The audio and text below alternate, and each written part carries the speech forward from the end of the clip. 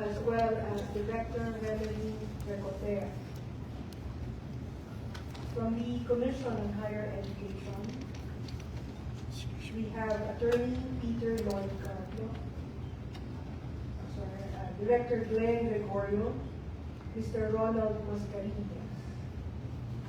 From the Philippine Association of Agriculturists, we have Dr. Roberto Ranyola, with Dr. Karen Bautista and Dr. Fernando Sanchez Jr. From the League of Municipal Agricultural Officers, Municipal and City Agriculturists of the Philippines, we have Ms. Rizalina Quiros and Mr. Jomar Salabunga.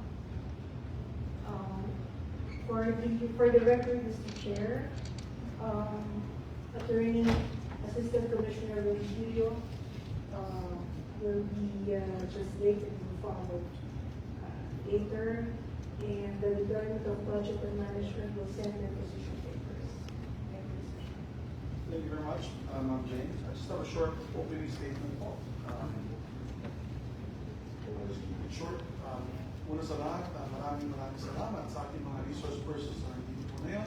Senator Robin Padilla, of course, joining us in this hearing for the Philippine Agriculturist Act. Let me start by thanking Senator Bong Revilla, the chairperson of the Committee on Civil Service, Government Reorganization, Professional Regulation, for kindly creating a subcommittee for this measure, designating us as the subcommittee chair. As a licensed agriculturist, I feel it is my duty to champion this measure here in the Senate. Hopefully secure its swift passage. This was a commitment I gave to the Philippine Association of Agriculturists earlier this year. Dito po ating mga doktor. Nakasama ko sila nung araw na yun. And they kindly invited me to speak to the National Congress, and I'm determined to follow through on that promise. As agriculturists working hand in hand with our farmers, we play a key role in optimizing the sustainable use of our lands and ensuring the productivity of our agricultural sector. As such, I believe it is high time that we further professionalize our agriculturists to empower them to provide the highest standard of service possible. Agriculture is an ever-evolving industry, so we have to make sure that our agriculturists are able to stay on top of this industry's latest achievements. Improving our professional regulations for agriculturists will also help us maintain a baseline of service across the country, which should then translate a better coordinated agricultural sector, united in its big picture goals, sustainable productivity, and ultimately food security. This is important, especially amidst climate change, as well as food supply uncertainties brought about by the volatile political context abroad and what will happen sa Ukraine. So for today's hearing, I want to give our stakeholders some space to discuss with us the current state of the agricultural profession in the country, and steps we can take to ensure that our agriculturists will be able to provide even better and more competent services in keeping with the latest technological and academic developments in the sector. So I would just like to reiterate kung gaano ka-importante ang agrikultura sa ating bansa. Yung aming mama bear nga sa Senado, si Senator Steve Villar, who is a strong advocate for agriculture and the environment. Talagang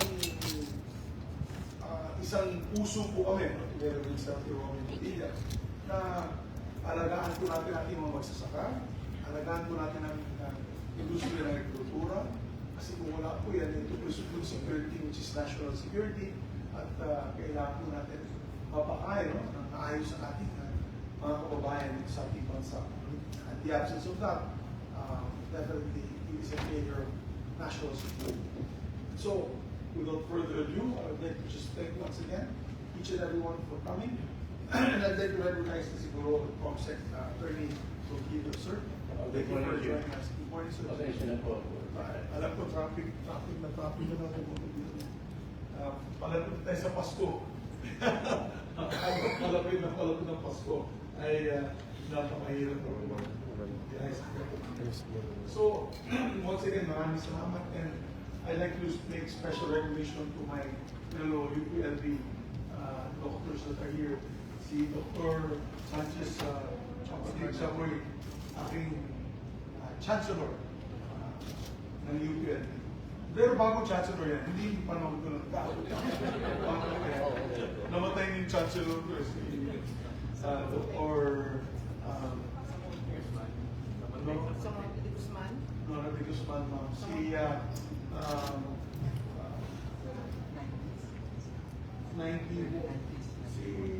can I forget siya? Not the chancellor, sorry. Si ating college Dean Paris. Here's something he passed away recently. So I think at that time, si Mami G. No, yung chancellor na, and then yung agricultural dean natin nun was national scientist ni Javier. So, maraming salamat muli sa inyo lahat. Panalo pala tayo, hindi kagabi.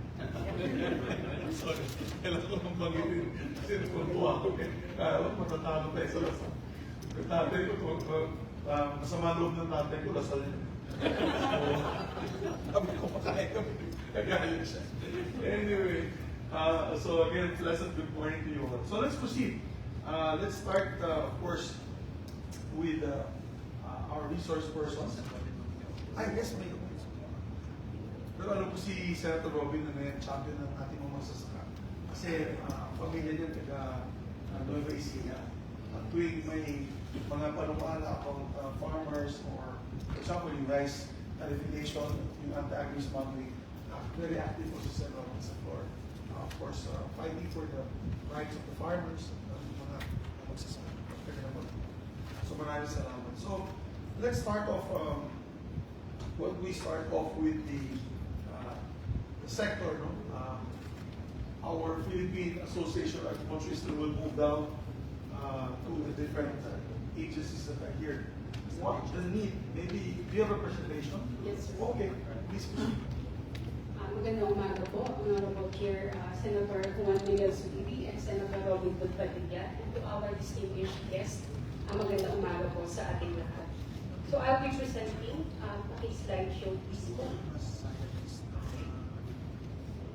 Okay po. On behalf of the Philippine Association of Agriculturists and the PRC, Professional Regulatory Board of Agriculture, we're going to present the status of the Philippine agriculturists across the country.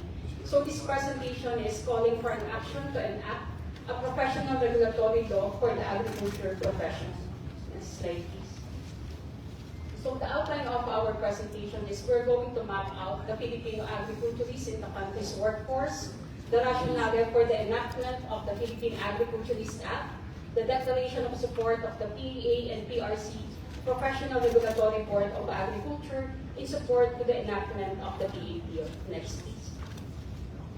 So next, please.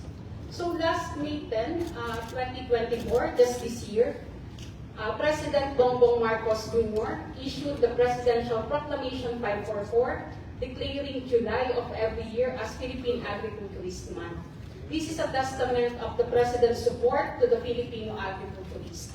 One of the highlights of the Presidential Proclamation is that recognizing the contributions of agriculturists and highlighting their importance through a dedicated month, will honor their hard work and dedication and raise awareness about the significance of the agriculture sector in enhancing nationwide agriculture productivity and competitiveness. So even PBBM recognized the importance of our Filipino agriculturists through the Presidential Proclamation 544. Next, please.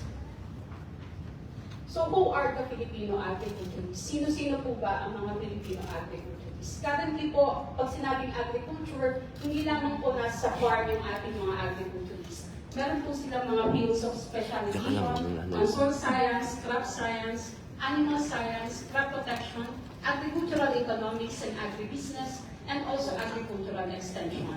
Ang Filipino agriculturists po, unang-una ay ang mga teachers ng ating mga magsasaka, at tumutulong din po sila sa soil testing and mapping ng ating mga nutrients sa ating mga kalupaan. Involved din po sila as farm managers sa ating mga agribusiness enterprises. Involved din po sila sa crop improvements, sa plant breeding, plant propagation, tissue culture, landscaping, and turf grass management. Involved din po ang mga agriculturists sa animal disease management. Nung nagkaroon po ng African swine fever at avian flu, ang ating mga agriculturists sa isa sa mga frontliners together with the veterinarians po. And involved din po ang ating mga agriculturists sa insect, plant disease, and weed management. At hindi lamang po sa rural areas matatagpuan ang mga practitioners ng agriculture. Matatagpuan na rin po sila sa urban and peri-urban areas. Next please.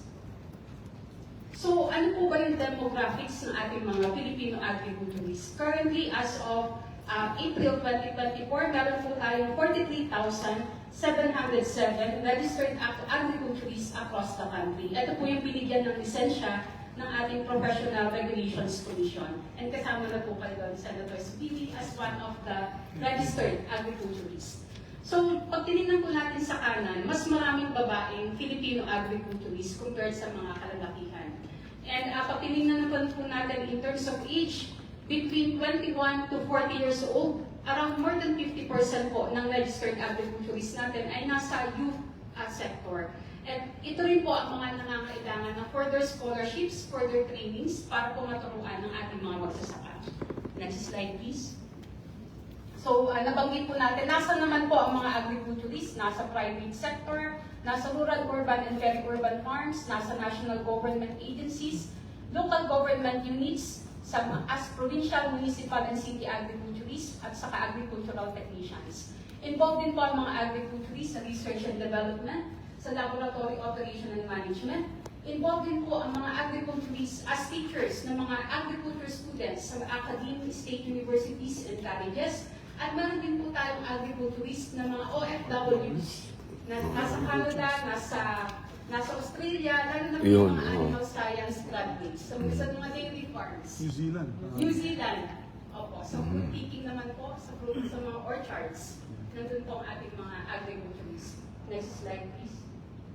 So, in terms of employment of registered agriculturists, 39% po out of 43,000 plus ay nasa local government units, nasa mga munisipyo, probinsya,